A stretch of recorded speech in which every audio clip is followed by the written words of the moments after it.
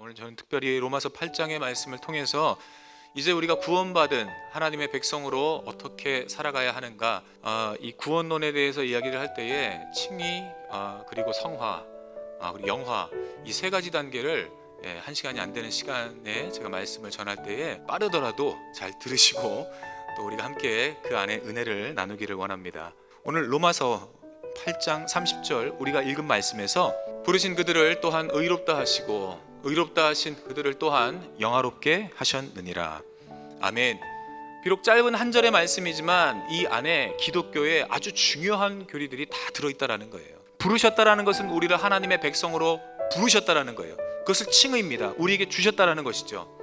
그리고 성화라는 것은 바로 우리가 구원받은 우리가 이제 예수 그리스도 안에서 거룩하게 변화되어지는 과정을 이야기를 하고 있습니다. 그리고 마지막에 이렇게 이야기를 하지요. 영화롭게 하셨느니라. 아담과 하와가 선악과를 먹음으로써 하나님께 불순종함으로 인간은 죄의 후손이 되었고 죄로 말미암아 우리는 모두가 다 죄의 노예가 되었다라고 말씀을 합니다. 자, 그렇다면 이 죄를 해결하기 위해서는 어떻게 해야 됩니까? 그에 합당한 대가를 지불해야 된다. 그런데 인간은 그 대가를 지불할 수가 없어요. 그래서 하나님께서 친히 그 대가를 지불하시기 위해서 바로 하나님 자신이 인간의 모습으로 이 땅 가운데에 오셔서 십자가의 죽으심으로 우리를 속량하셨다라고 말씀을 합니다. 내가 져야 할 십자가, 내가 당해야 할 저주, 내가 당해야 할 죽음을 예수님께서 친히 감당하심으로 그 은혜로 말미암아 우리가 하나님의 자녀가 되었음을 성경은 선포하고 있는 것입니다.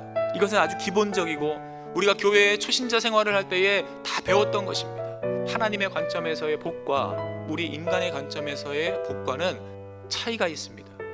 우리 인간이 생각하는 것은 이 땅에서 잘 되고 형통하고 우리가 많은 것들을 쌓는 게 복이에요. 그러나 성경이 말하는 근본적인 복, 하나님의 관점에서 우리가 먼저 누려야 할 복은 불법의 사함을 받고 죄가 가리워짐을 받은 사람은 복이 있고 주께서 그 죄를 인정하지 아니하실 사람은 복이 있도다 함과 같으니라. 우리와 하나님과의 관계가 바르게 해결되는 거예요. 하나님이 우리에게 허락해 주신 그 의, 예수 그리스도를 우리 마음의 구주로 인정하고 시인할 때에 우리가 하나님의 백성이 되는 줄로 믿습니다. 사랑하는 성도 여러분들, 우리의 과거의 죄가 용서함 받았습니다. 우리의 현재의 죄가 용서함 받았고 앞으로 우리가 살면서 연약하여 범죄하게 될 때도 그 범죄하는 모든 미래의 죄도 예수 그리스도의 단 한 번의 죽으심으로 모두 용서함을 받은 줄로 믿으시기 바랍니다. 그렇다면 우리가 이제 의롭게 되었어요. 이제 그렇다면 우리는 어떻게 살아야 될까요? 성경은 우리에게 말씀을 하고 있습니다. 하나님의 영광을 위하여 살아야 한다. 성화라고 오늘 성경은 우리에게 그 내용을 말씀을 하는데, 성화는요 바로 하나님이 허락하신 구원의 은혜 속에서 우리가 현재를 믿음으로 살아가는 것입니다. 구원은 우리가 죄의 문제를 해결받고 예수를 믿음으로 이제 모두 다 완성된 과거 완료형입니다. 하지만 동시에 이 시대를 살아가는 모든 크리스찬들, 저와 여러분이 믿음으로 살아가며 함께 지금도 예수의 형상을 우리의 삶 가운데 이루어야 할 현재 진행형의 삶을 우리는 살아가고 있습니다. 언제까지 이 삶을 살아야 됩니까? 바로 예수님이 이 땅에 오실 때까지. 빌립보서 2장 12절에서 항상 복종하여 두렵고 떨림으로 너희의 구원을 이루라. 예수 그리스도 안에 있는 구원의 감격과 기쁨을 발견하라는 것이죠.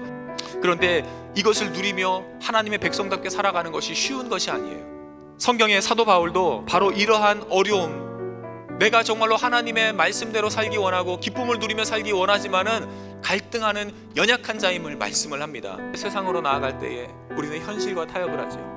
오늘 성경은 그렇게 하지 말라는 거예요. 히브리서에서는 오늘 이렇게 말씀을 합니다. 4장 16절에서 그러므로 우리는 긍휼하심을 받고 때를 따라 돕는 은혜를 얻기 위하여 은혜의 보좌 앞으로 담대히 나아갈 것이라. 옛사람의 옷을 벗어버리고 새사람의 옷을 입어야 할 줄로 믿습니다.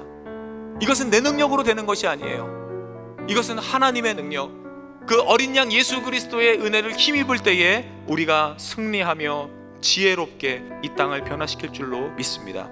먼저 한번 생각해 보십시오. 예수님이라면 어떻게 하실까?